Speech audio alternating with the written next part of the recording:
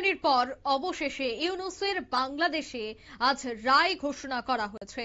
সোমবার বাংলাদেশের প্রাক্তন প্রধানমন্ত্রী শেখ হাসিনাকে দোষী সাব্যস্ত করে মৃত্যুদণ্ড দিল সে দেশের আন্তর্জাতিক অপরাধ ট্রাইব্যুনাল। জুলাই অভ্যুত্থানে দেশ ছাড়া হওয়ার পর থেকে মোহাম্মদ ইউনূসের বাংলাদেশে অসংখ্য মামলা হয়েছে হাসিনার বিরুদ্ধে। তবে গুরুতর মামলাগুলির মধ্যে রয়েছে জুলাই বিপ্লবী ছাত্রদের উপর গুলি চালানো তথা মানবতা বিরোধী অপরাধ। আর এটাই সম্পূর্ণ ইউনূসের বড়সড় চাল বলেই মনে করছেন আওয়ামী লীগের নেতৃত্বরা। তবে এবার ইউনূসের রায়কে কোনোভাবেই পরোয়া করে না আওয়ামী লীগ। এবার সেই কথাই বললেন আওয়ামী লীগের সাধারণ সম্পাদক ওবায়দুল কাদের। তিনি বললেন, ইউনূসের রায়কে আমরা পরোয়া করি না। ক্যাঙ্গারু কোর্টের রায়কে ঘৃণার রায় বলে বর্ষিয়ান এই নেতার মত। তবে মাঠে ময়দানে ছিলাম, আছি, থাকবো, ঠিক এইভাবেই জানালেন দলের সাধারণ সম্পাদক ওবায়দুল কাদের। কি বললেন তিনি শোনাবো একবার। ইউনূসের অবৈধ সরকারের অবৈধ ট্রাইব্যুনাল যে রায় প্রদান করেছে,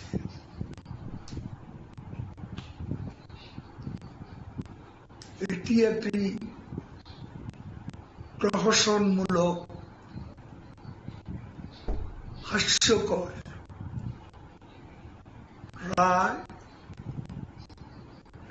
যেটা ছিল পূর্ব নির্ধারিত, পূর্ব পরিকল্পিত, রাজনৈতিক উদ্দেশ্য প্রণোদিত।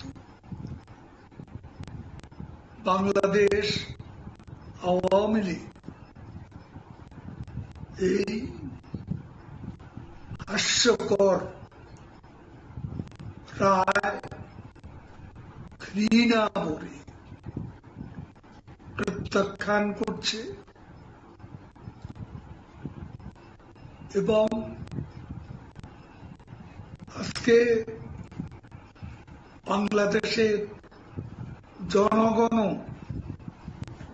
ইতোমধ্যে ক্ষুব্ধ প্রতিক্রিয়া ব্যক্ত করেছে। আমাদের নেত্রী বঙ্গবন্ধু কন্যা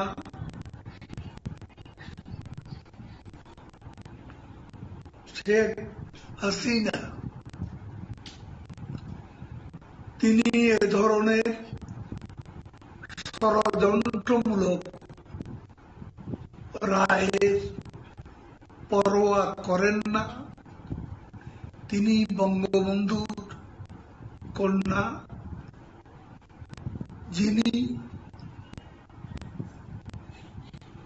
রাজনৈতিক জীবনে কখনো কোন ষড়যন্ত্রের কাছে মাথা নত করেননি।